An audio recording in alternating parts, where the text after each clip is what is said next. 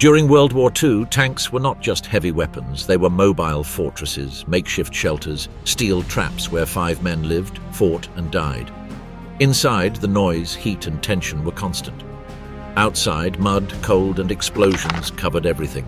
Each crew member had a clear role, but in combat, anyone had to do everything. There was no room for mistakes. A second of doubt could be the last. Many remember the Panzer as imposing machines, but few know what happened inside. What it meant to go days without sleep, carry shells under enemy fire, or push a tank stuck in the middle of the mud. Behind every precise shot were hours of training, untreated wounds, and decisions that weighed forever. From training to war, how a Panzer crew was forged. Hans von Luck had joined the army right after finishing his studies. He passed the physical tests, then cadet training, and later the first maneuvers. He learned how to give orders, move between trenches, read maps, and manage with minimal resources in the open field. Before being at the front, they taught him how to work with radios, check an engine, and move as a team with other soldiers who also operated armored vehicles. He wore a different uniform than the others, with fewer decorations but more practical. When he became part of a Panzer unit, his first task was to get to know his vehicle well. Each man on the team had a function. One checked the cannon, another the engine, another the tracks. Everything had to be checked before starting. The drills were long. Sometimes they spent hours locked inside the tank without moving, simulating attacks from different sides. The commanders wanted them to react without thinking, to know what to do even if they saw nothing outside the visor. During exercises, they slept inside the armored vehicle. They couldn't go out unless they had permission. They ate in shifts with canned food. Sometimes they didn't even heat the food. It was part of the training, getting used to living like at the front. One of the instructors explained that the greatest enemy of a tank was not another tank, but the lack of communication. If the commander was not clear, the loader missed the shot or the driver stopped where he shouldn't. That's why they trained so much with radios. The first lessons included how to repair minor damage in the middle of combat. They were taught to change a wheel, clean the air filter, remove stuck projectiles, and check the brakes with the engine running. Everything had to be done within minutes. Before each practice, the commander gathered his crew and explained the plan. He told them where the enemy was, why they attacked from one side, and how much time they had to move. No mistakes were allowed. If someone made a mistake, they repeated everything from scratch. The first times they used live ammunition, the noise inside the tank was unbearable. Many covered their ears with cloths. But the commanders insisted. They had to get used to the noise, the heat, the smoke. When they started advancing on difficult terrain like mud or snow, the instructors got out on foot and pointed out the spots where the tank could get stuck. The drivers had to memorize the terrain because inside they could only see through small slits. In winter, the tank took time to start. They had to warm the oil with a field stove or crank it up manually. If it didn't work, there was no mission. They couldn't fall behind because a stationary tank was an easy target. During breaks, they cleaned the weapons, checked the radio, and oiled the parts. Sometimes they slept on the bare metal floor, using their jackets as pillows. The tank was their home, their refuge, and their trap. During night maneuvers, the order was to move without lights. They used sights or simply counted the seconds of advance. If a tank got lost, they lit a flare to find it. But that meant repeating the whole exercise. Each soldier in the team had to know the other's roles. If the radio operator fell, the loader had to take his place. If the driver was injured, the gunner replaced him. Everyone trained for all roles. In the days before deployment to the front, they reviewed real situations. What to do if the tank was surrounded, how to escape if hit, how to evacuate a wounded without opening the main hatch.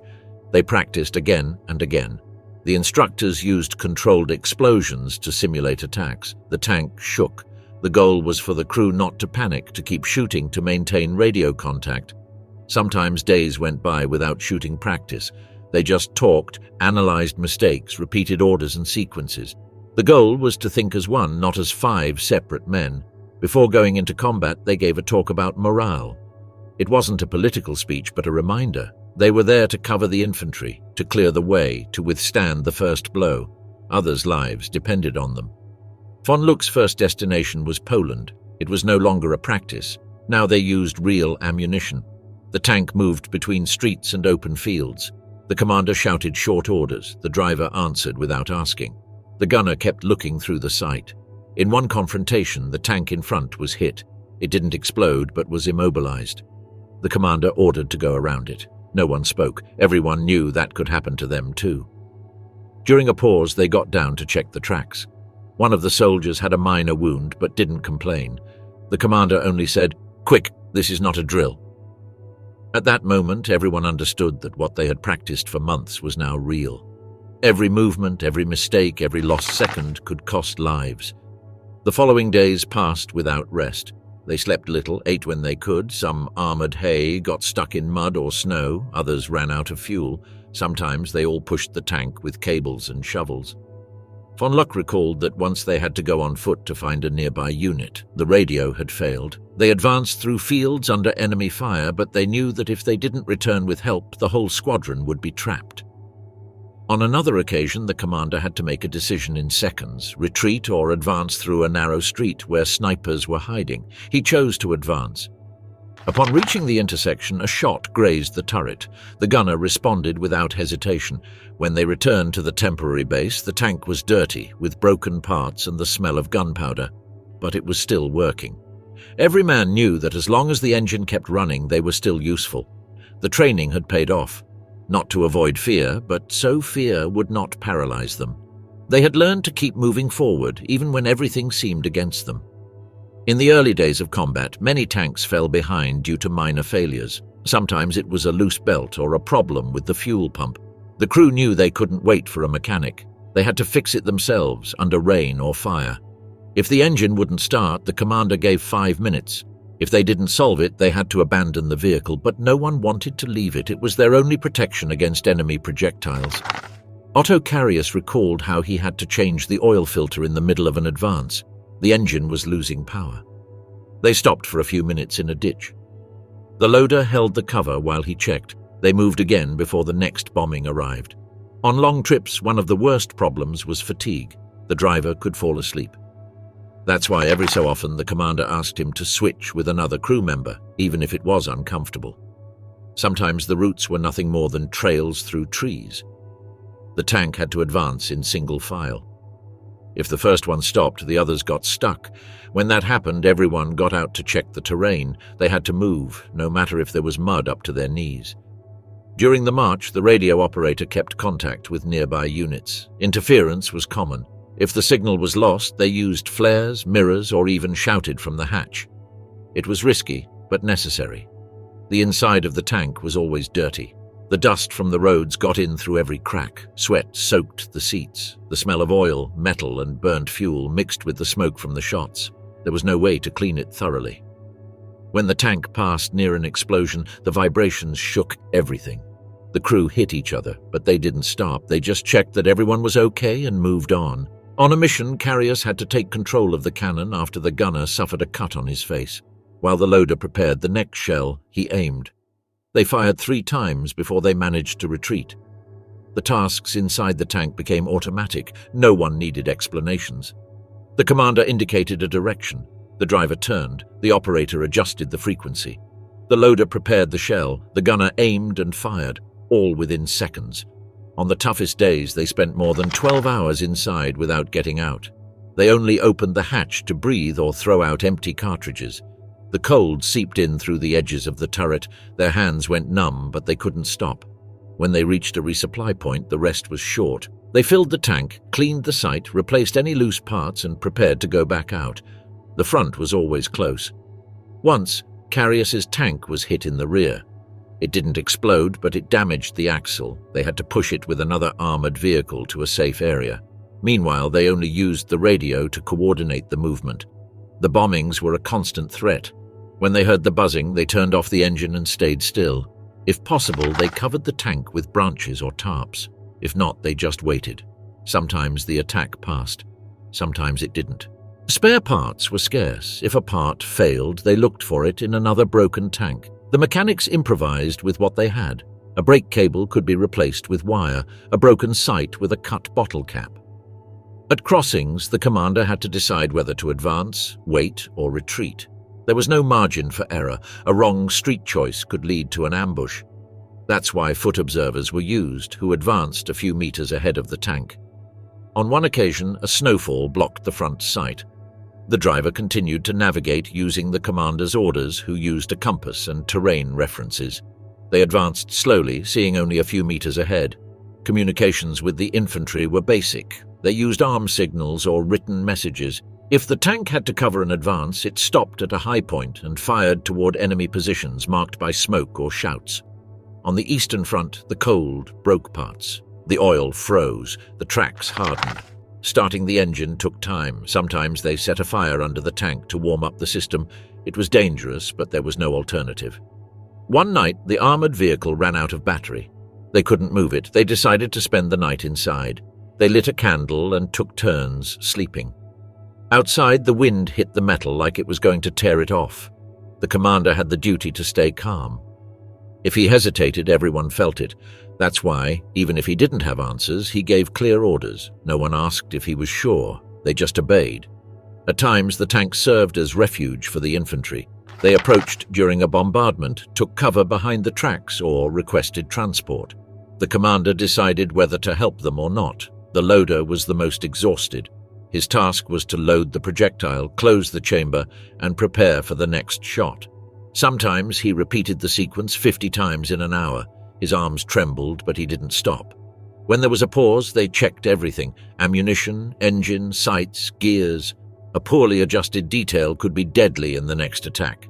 That's why rest wasn't real rest. There was always something to do.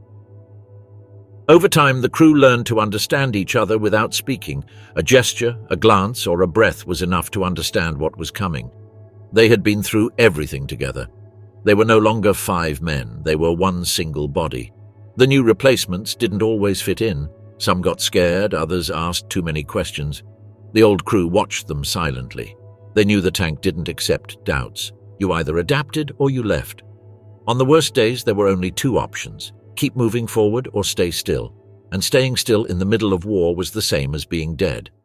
That's why, even with fear, pain, or exhaustion, the tank kept moving. An armored brotherhood, relationships inside the tank. Each tank had 5 soldiers. The commander sat on top, watching everything and giving orders. The gunner was responsible for aiming and shooting. The loader prepared the projectile and loaded it into the chamber. The driver drove. The radio operator sent and received messages. Everyone depended on each other. There was no room for arguments. If one failed, everyone was in danger. That's why, from day one, they trained as a group. They lived together, ate together, slept in the same place. They learned to know each other without speaking. Inside the armored vehicle, there was no privacy. If one got sick, the others saw it. If one was in a bad mood, everyone noticed. They couldn't escape or move away. The tank forced them to live within less than 3 meters. During breaks, some sat on the turret to smoke.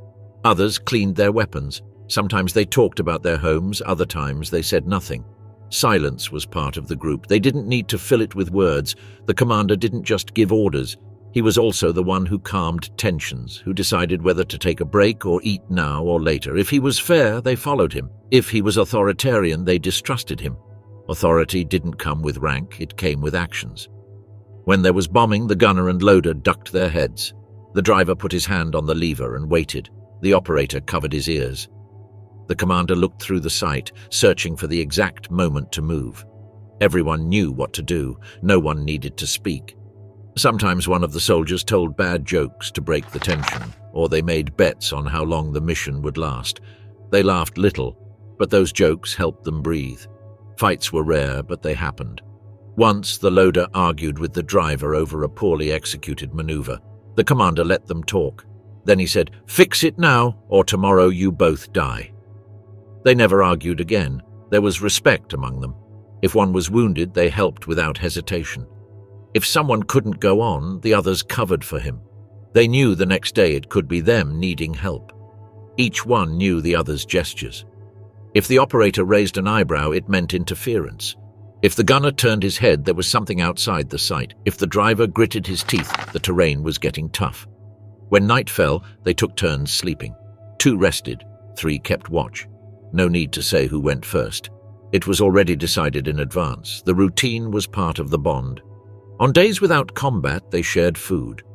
Sometimes there was only hard bread and cold sausages, but they shared it without complaints. If one received a letter, he read it quietly. If he brought cigarettes, he offered one to each comrade. In winter, they slept close to avoid freezing. In summer, they sweated together inside the metal. They took turns opening the hatch to get air. Every minute outside was a gift. When someone got bad news from home, they didn't talk about it.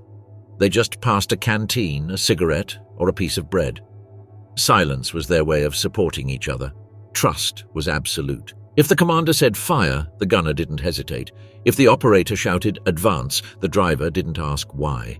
It was an invisible net that held them. There were rituals they always repeated.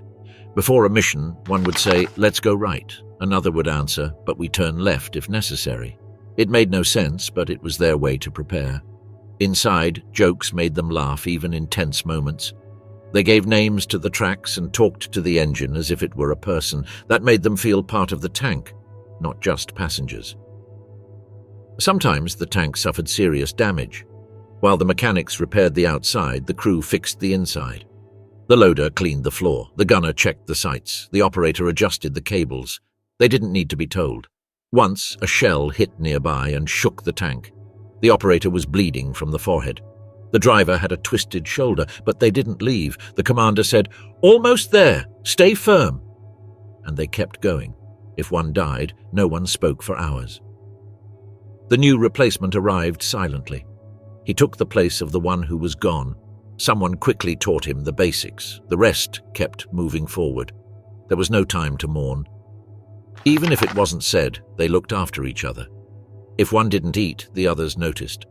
If one spoke little, they joked with him. If someone had a fever, they took turns covering him. They didn't need orders for that. The tank didn't forgive mistakes. But inside, those 5 men became a single unit. They read each other's gestures, shared fear, and covered each other's backs. The bond they created inside was not broken by time or distance. When a new crew member arrived, they watched him without saying anything. Rank or medals didn't matter. What mattered was whether he knew how to do his job and could handle the pressure. The tank had no room for the weak or the doubtful. During the first hours, the newcomer was tested. The loader would give him a heavier box, the operator would give him the wrong frequency, the driver would brake sharply. It wasn't out of malice. It was to see if he was ready for what was coming. If he endured, they accepted him. If he failed, they replaced him. The group had to work like a machine. If one part didn't fit, everything jammed. And in war, that cost lives. Their communication was simple. Short shouts, hand signals, quick glances. They didn't use long phrases. There was no time. The noise of the engine, the cannon, and the radio left no room for conversation. Sometimes the radio failed. Then the operator wrote messages on short papers and passed them hand to hand. If there was no light, they used a flashlight covered with cloth. The message had to get through, no matter what. In moments of calm, they remembered names of cities, friends, and food. They didn't talk much about the future, only about the day ahead. Every mission could be the last. There were unwritten rules. No one ate alone.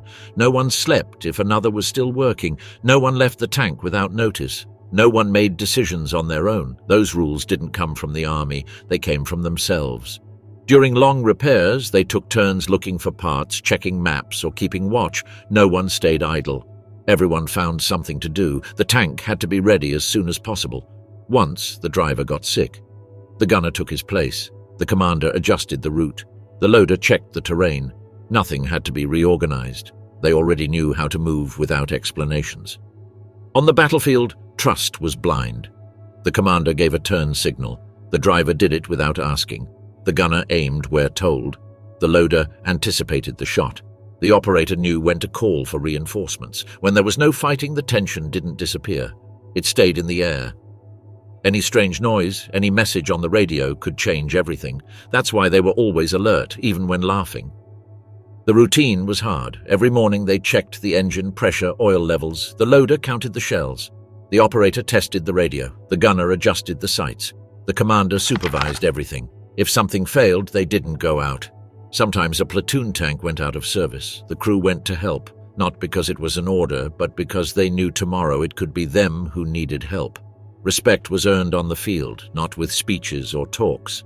If someone crawled under fire to fix a track, they admired him. If he pulled a wounded out of the tank without hesitation, they trusted him. Courage was shown through actions. The bond between them was so strong that often just one word was enough to calm a dispute. They knew exactly how far they could push each other. If one was at the limit, they didn't push further. They covered for each other until they recovered. On the longest days, some slept sitting up. Others rested their heads against the tank wall. They took turns keeping watch. If one snored, they would wake him with a light tap. There was no need to speak. Personal stories took a back seat. They could go weeks without knowing each other's last names. It didn't matter. What mattered was whether you knew how to shoot, drive, repair, or communicate. Inside the beast, combat from a Panzer. Inside the tank, the visibility was limited. There were only small slots in the turret or narrow periscopes. The commander used a rotating sight. The gunner had a scope aligned with the barrel. The driver looked through a front slit. The rest could hardly see anything. In combat, that lack of vision complicated everything. The commander had to guide the tank solely by what he could see through his optics. Sometimes he relied on the radio operator, who followed messages from other units, but most decisions were made blindly. The gunner depended entirely on the commander. If the enemy moved, the barrel had to turn within seconds. Every second of delay could mean a direct hit. The loader had to anticipate which projectile was coming, explosive, armor-piercing, or tracer. When the barrel fired, the roar was deafening. The tank vibrated, smoke piled up, the chamber heated. The loader ejected the casing and prepared the next shot. Everything had to be done without speaking, only with gestures and practice. The noise was constant. Not just the engine, but the clatter of the tracks, the shouts outside, enemy gunfire, nearby explosions. Inside the armored vehicle, the sound was amplified. Sometimes ears hurt even with cotton plugs. The heat became unbearable. In summer, the temperature inside the tank exceeded 40 degrees Celsius. Sweat soaked the uniforms. The smell of grease, gunpowder, and fuel filled the air. Breathing became difficult, but the hatch could not be opened in the middle of the fire. Claustrophobia affected the newcomers. Some sweated more than usual, others breathed quickly. The commander looked at them without saying anything. If they couldn't stand it, they did not get back in the tank. The space inside did not forgive fear. During a battle in the east, Otto Carius's tank was surrounded by enemies. They could see nothing beyond a few meters. They only knew they were under fire. The commander shouted coordinates. The gunner turned the turret. The loader loaded the projectile. They fired without thinking. Every movement was part of a chain. If one failed, everything stopped. In close combat, there was no time to correct mistakes. You had to get it right the first time. Sometimes the tank moved between trees or ruined houses. The driver had to advance without seeing. He only followed the commander's instructions, who used the periscope and marked with knocks on the hull. 1 knock to the right, 2 to the left, 3 to stop. When the enemy was close, projectiles bounced off the hull. The sound was dry. Some trembled upon hearing it. Others did not even flinch. They knew that as long as the armor held, they could keep going. The gunner adjusted his aim in seconds. He adjusted the sight according to the distance. The loader followed him. If the barrel jammed, the commander ordered to retreat, but they almost never stopped. In one battle, the radio was overloaded. The operator had to disconnect and work with short messages. The commander kept shouting orders.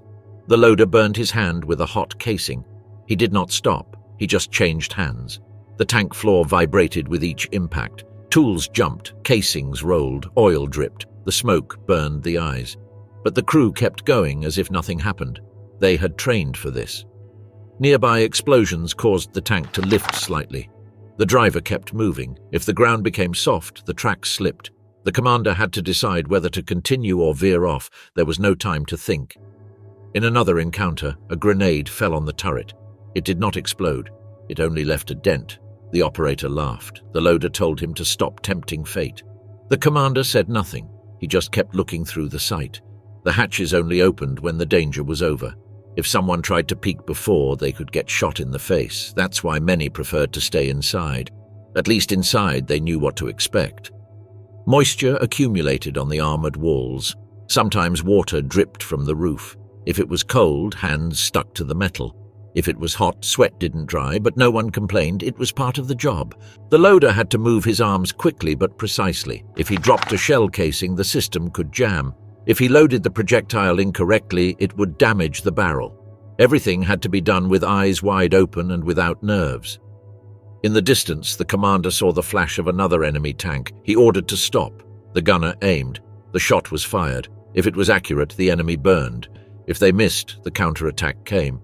The time between one and the other was seconds. The tank advanced among rubble, smoke, and bodies. They couldn't stop to look. If something got in the way, they pushed it with the tracks. It wasn't out of cruelty, it was out of necessity. In the middle of the fight, concentration was total. No one spoke unnecessarily, the commander observed. The gunner kept his target. The loader prepared the next shot. The driver waited for the order to move. The operator adjusted the radio and listened. The tank turned into a rapid reaction machine. Every second counted. Every gesture could decide whether they stayed alive or became scrap. When the armored vehicle stood still, panic was silent. No shouting. Only the sounds of the engine banging, attempts to start it, short commands. If the engine didn't start, they knew the enemy would be on them in minutes. Otto Carius recounted that on one occasion, during a battle with T-34 tanks, his vehicle took a hit on the turret. It didn't penetrate, but the vibration stunned the gunner. The commander took the sight, adjusted the direction, and shouted at the loader. They fired without pause.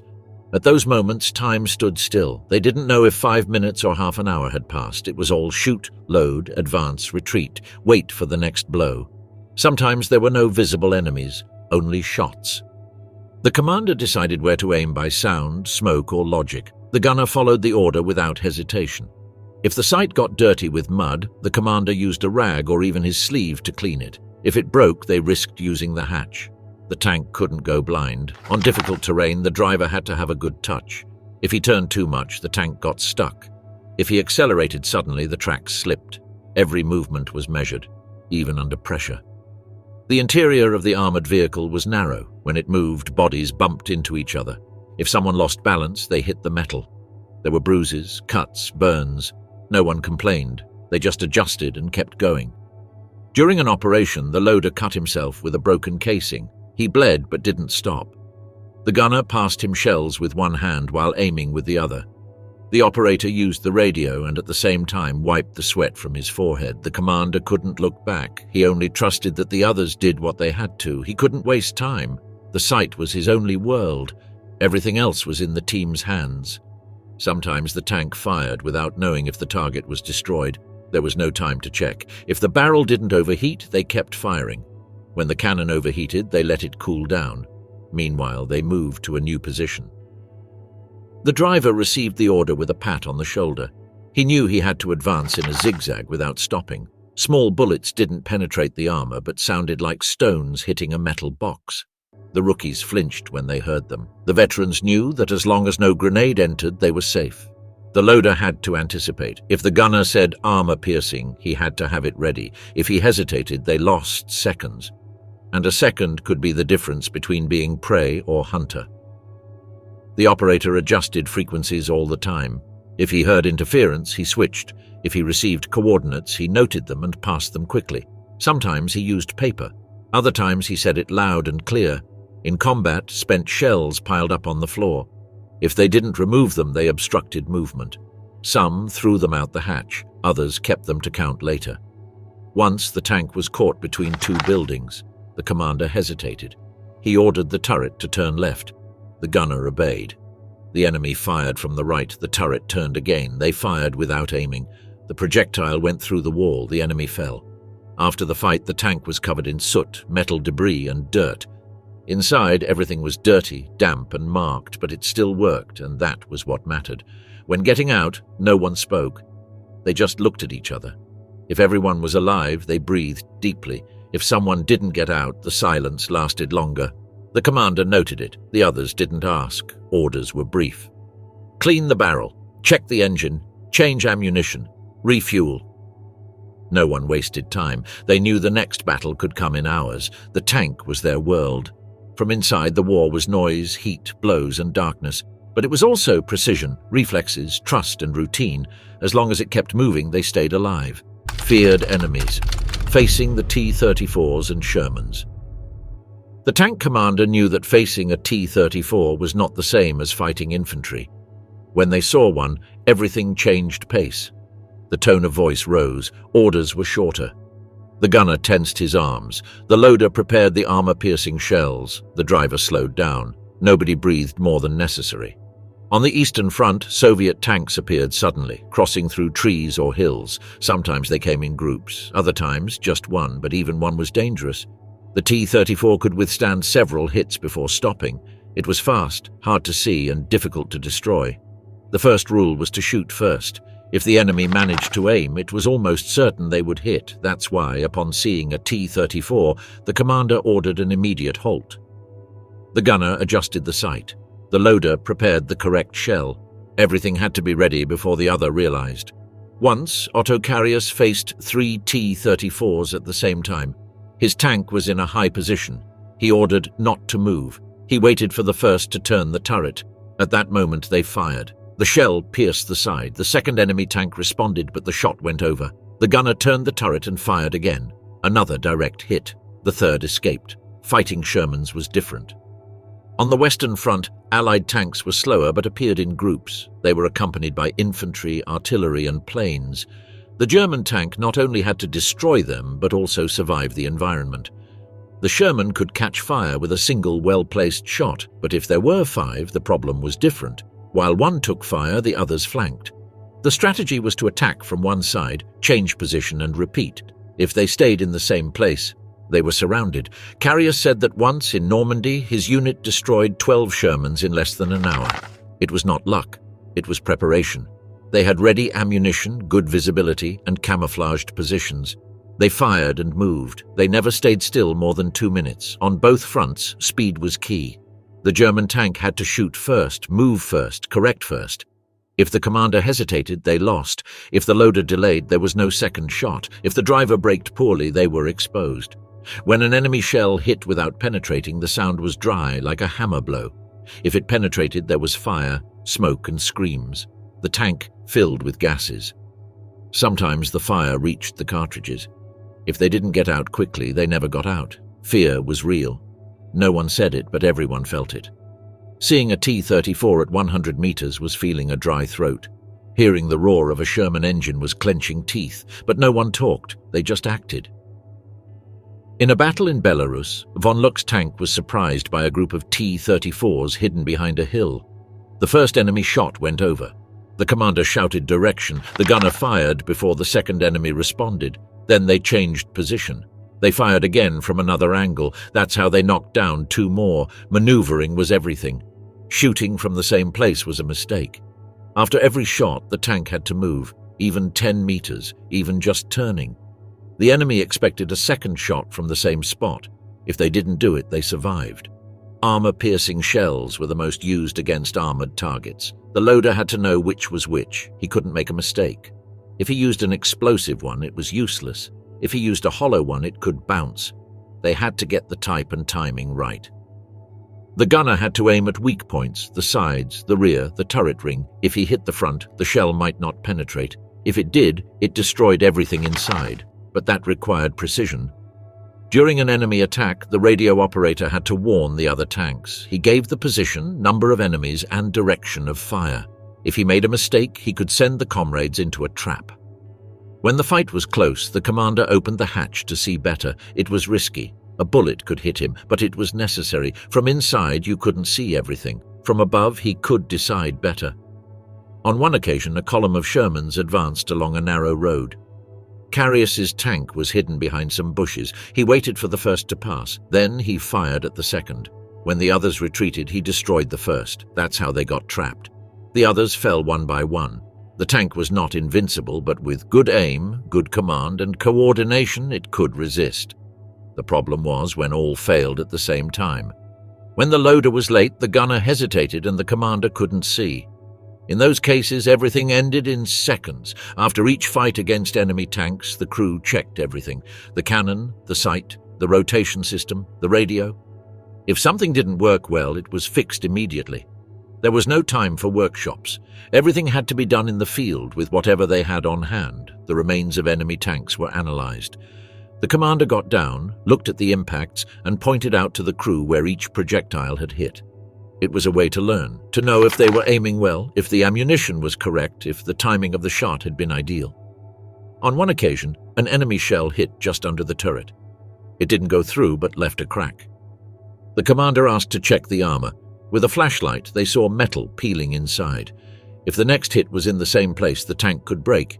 Enemy tanks were not all the same. Some T-34s came with reinforced armor. Other Shermans used extra protection with sacks or plates. Each model had a different weakness. Learning them was part of the commander's job. The crew also had to recognize sounds. The T-34 had a particular engine noise different from the Sherman. When they were still in an ambush, the operator listened. If he said distant engine, everyone got ready. If he said multiple engines, they came in a group. If he said heavy engine, it was another type of vehicle. In certain areas of the Eastern Front, Soviet tanks used mass maneuvers. They advanced in a line, one after another. The German strategy was to attack the second or third, not the first. If they destroyed the one in the middle, the rest stopped. Then they could attack from the sides. Otto Carius said that once he destroyed 22 T-34s in a single afternoon. It wasn't because of firepower. It was due to position, camouflage, and speed. Every shot was calculated, every impact precise. They didn't waste a single bullet. On the Western Front, Sherman tanks usually came with air support. When enemy tanks were detected, fighters or bombers also arrived. The crew had to move fast, shoot, and hide. If the sky filled with planes, the armored vehicle didn't last long. In Normandy, the roads were narrow. The Shermans moved along routes. German tanks hid in fields or among hedges. From there, they fired at the first target and then moved. They never stayed in the same position for more than 3 minutes. Direct confrontations were dangerous. If the German tank faced a Sherman head-on, it had to act without hesitation. The commander shouted the target. The gunner adjusted the sight. The loader didn't wait for orders. He already knew which shell to prepare. In a battle near Falaise, a group of Shermans dispersed among houses. The German tank had to shoot between walls, dodging trees and ruins. Sometimes they fired from less than 50 meters. It was like fighting in an alley. When the fight ended, the crew got out with tense bodies. Some wiped sweat, others checked if they were wounded. The commander wrote down what happened, how many shots, how many hits, what damage they had. The armor was checked by hand. They looked for cracks, dents, weak spots. If something didn't look right, they marked it with paint. It was a quick way to identify damage during the next fight. Loaders ended up with exhausted arms. They had loaded dozens of 20-kilogram shells in a few minutes. The gunner had red eyes. The driver had numb feet. Nobody spoke. They just breathed and prepared everything again. Sometimes the commander showed them a sketch with the weak points of the T-34 or Sherman. He pointed out where they had hit and where to aim next time. It was a quick lesson, no long sentences, just facts. They didn't always win the fights. Sometimes they lost a comrade. Sometimes the tank became unusable. In those cases, they walked away silently. The next armored vehicle was already waiting for them. Morale didn't drop because of losing a machine. It dropped if they felt unprepared. That's why they trained every detail. Position, aiming, type of ammunition, movement after firing. Everything was part of a plan that couldn't fail. Fighting enemy tanks wasn't the only battle, but it was the tensest. Because at those moments they knew there was another like them, with a crew inside, with similar orders, with similar fear. The tank wasn't just a weapon, it was their shield, their home, and their attack tool. They cared for it because they knew that without it they were exposed. They didn't respect it out of romanticism. They respected it because it was their only guarantee of coming back alive. Extreme conditions: cold, hunger, fatigue, and mud. Life inside the tank was not just about shooting and maneuvers. The body suffered from within. They slept little, ate poorly, and the cold seeped into their bones. Every day was a challenge to endure a little longer. In winter, the metal froze, hands stuck to the steel, breath formed frost on the visor. The tracks creaked with ice. Sometimes the engine wouldn't start. They had to light a fire under the engine to thaw it. They slept inside the tank, sitting, curled up, one on top of another. If someone snored, no one said a word. If someone moved too much, the others pushed them. The night was long. No one rested fully. Food arrived late or not at all. Sometimes they ate dry bread with fat, other times only cold potatoes. If they were lucky, they got a can of meat. If not, they ate whatever they found. Otto Carius said that in Russia they went 3 days without eating. Only melted snow. The driver had to be helped because he couldn't stand. The loader trembled all the time. Still, they did not leave the tank. Mud was another enemy. In spring, the ground became a trap. The tracks sank. The engine roared, but they did not move forward. Sometimes they got stuck for hours. Other times they needed another tank to get out. When it rained, water came in through the seals. It accumulated on the floor. If they didn't remove it with cans or cloths, the interior filled up. Feet were always wet. The smell was a mix of dampness, grease, sweat, and fuel. Fatigue was constant. Some slept with their eyes open. Others talked to themselves. Sometimes the loader accidentally released a shell, or the operator went blank. The commander had to watch every sign of exhaustion. Illnesses came without warning. Fevers, colds, skin infections. No doctors nearby. If someone fell ill, they gave them a blanket and continued. If they didn't get better, they replaced them with someone else. Mud got everywhere. In the gears, in the turret, in the sights. If they didn't clean it daily, the tank stopped working. The loader removed mud with a shovel. The gunner used brushes. Everyone helped. On the Eastern Front, the cold cut the skin, ears bled, fingers turned black. But no one complained. They just rubbed their hands and kept working. The radio operator said he once had to type with wet gloves. The keys stuck. The messages had errors. The commander didn't scold him. He just gave him a blanket. Clothes were not enough. They used the same ones for weeks. If they got wet, they took days to dry. They slept with their uniforms on. Sometimes they used them as pillows, sometimes as blankets. When there was a pause, they took turns going out and stretching. The fresh air hurt their faces, but they preferred it to being confined. Even with the risk of snipers, they went out for a moment, took a breath, and returned. The commander had to watch that no one got worse. If someone stuttered, he changed their post. If someone fell asleep while driving, he made them breathe. No one was replaceable, but everyone could fail. The long nights felt endless. Outside, everything was dark and cold. Inside, only the hum of the engine and the smell of metal. If they ran out of fuel, the cold would cut like a knife. Otto Carius wrote that once the tank stood still for 3 days in a forest, waiting for the order to move forward. No fire, no food, with the hatch closed. They only went out in turns to urinate. The rest of the time they stayed still, silent. During snowstorms, the tank would be covered in minutes. If they didn't constantly clean the hatch, it would freeze shut. Once closed from the outside, they couldn't get out. They used shovels, gloves, even empty cans to clear the entrance. The driver had to keep the engine running to prevent it from freezing, but they couldn't always do it. If the engine noise caught the enemy's attention, they had to turn it off. Then the cold came in without stopping. The operator said that on those nights, silence was worse than gunfire. Only the crunch of ice, the wind, and the creak of metal when someone moved could be heard. No one spoke. They just waited for the night to pass. When supplies didn't arrive, they ate what they found in abandoned houses. Frozen carrots, moldy bread, rainwater. Sometimes they found a dead animal. If it wasn't rotten, they cooked it. The commander knew when to push the group and when to stop. If he saw someone couldn't go on, he ordered a rest, even if only for 10 minutes. Sometimes just taking off gloves, rubbing hands, and getting back in was enough. On long marches, the tank moved for hours, no breaks. If someone needed to urinate, they did it in a bottle. If someone was hungry, they ate with one hand and worked with the other. The pace didn't stop. Wet boots caused wounds. The loader had cracked heels. The gunner had blistered fingers. Sometimes they wrapped their feet with rags or put paper around their ankles. Nothing helped completely. The commander slept in intervals, 15 minutes here, 10 there. Always with one ear on the radio. If an order came, he had to be ready. If a shot was fired, he had to react. In the mud, the tank became a trap. If it got stuck, they couldn't move forward or backward. The tracks slipped, the engine roared, the earth swallowed them. In those cases, everyone got out and pushed. Once, Otto Carius said they spent 8 hours trying to get the tank out of the mud. They used logs, stones, metal plates. Nothing worked. Until another armored vehicle pulled them with a chain, all covered in mud, even their eyes. The cold, cracked hands hurt when loading ammunition. The loader didn't wear gloves because they slowed him down. His knuckles were broken, the skin torn, but he didn't complain. He just asked for a dry rag. The tank filled with steam inside. If it wasn't ventilated, water dripped from the roof. The gunner used his sleeve to dry the sight.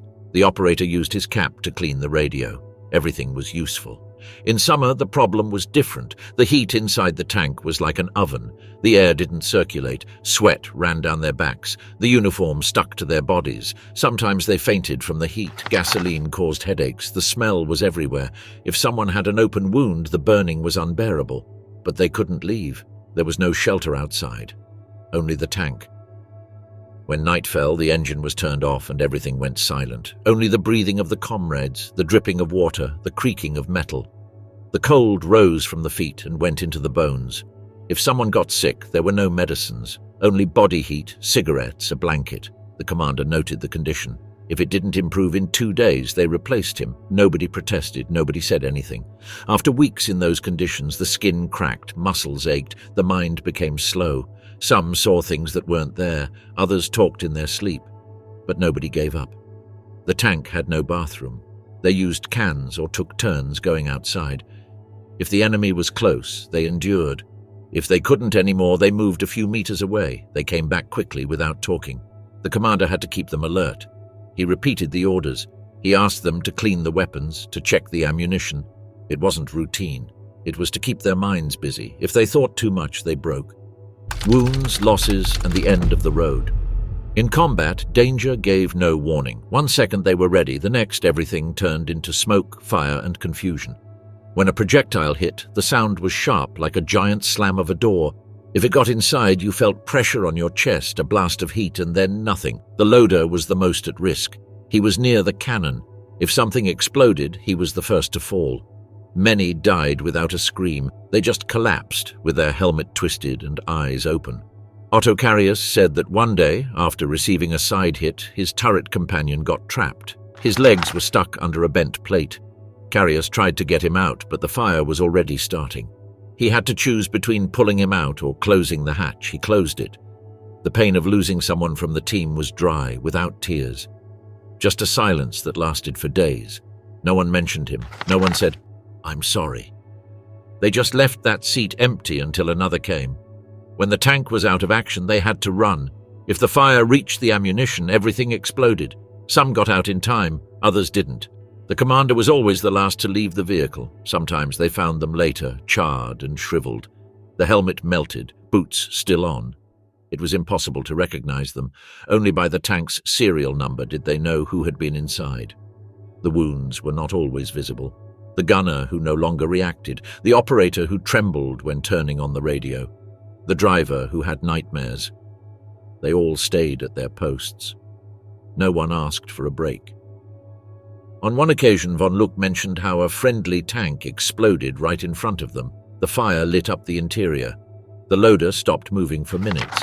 Then he resumed his work as if nothing had happened. But he no longer spoke. The field hospitals were far away. If a crew member was wounded and could walk, they sent him on his own. If not, they left him inside until the mission was over. Only then did they take him out. Serious wounds were treated with bandages, morphine, and luck. If an arm got infected, they cut it off. If a leg bled a lot, they tied it with belts. There were no surgeons, no anesthesia, no time. When someone died, the commander wrote it down: day, time, name, unit.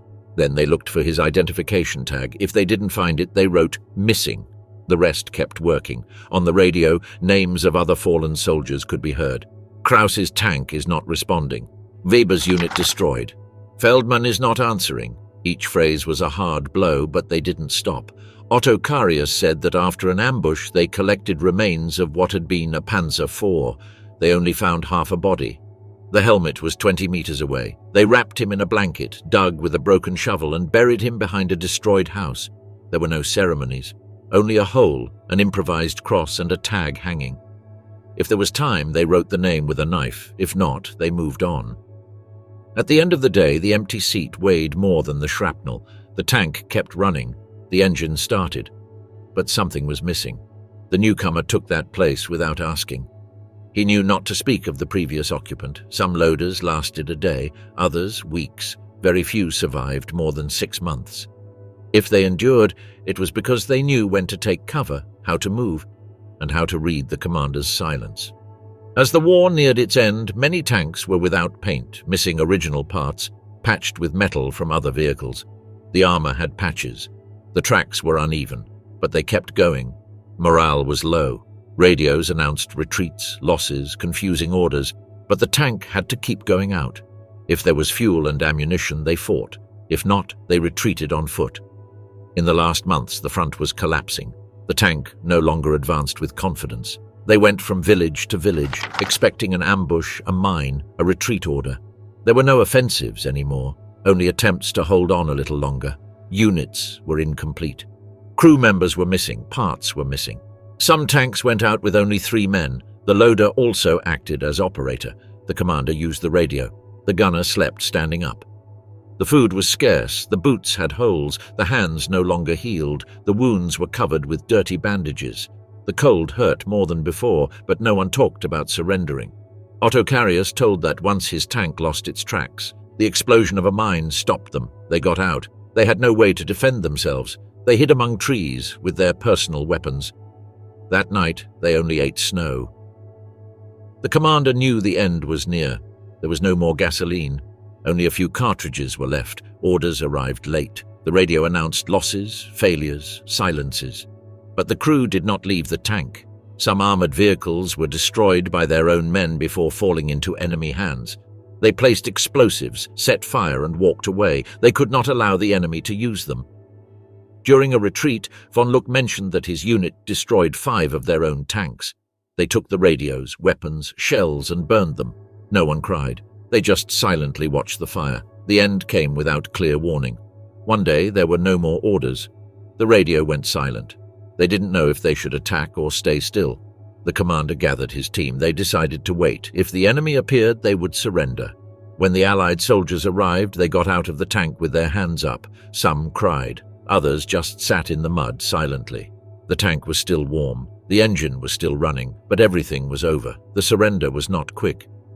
Days passed in camps with little food, without news. They were interrogated. They were asked for names, units, dates. Some remembered nothing. Others invented to get out sooner. The Allies looked at the tanks like rare pieces. They climbed, inspected, took photos. For the crew, it was like seeing someone touch a corpse. That tank had been their home, their shield, their companion. Then came the transport, by trucks, trains, on foot. They were taken to prisoner camps. They slept in tents, barracks on the ground. They were no longer soldiers. Now they were numbers. Otto Carius spent months detained. His legs, back, eyes ached, not from wounds but from accumulated tension. The days were long, the nights eternal. He dreamed of the tank. He woke up soaked in sweat. Some never returned. They died in camps, sick, alone. Others came back years later. They no longer knew how to drive a tank, nor did they want to. They only sought silence. The tank stayed in a field, covered in rust.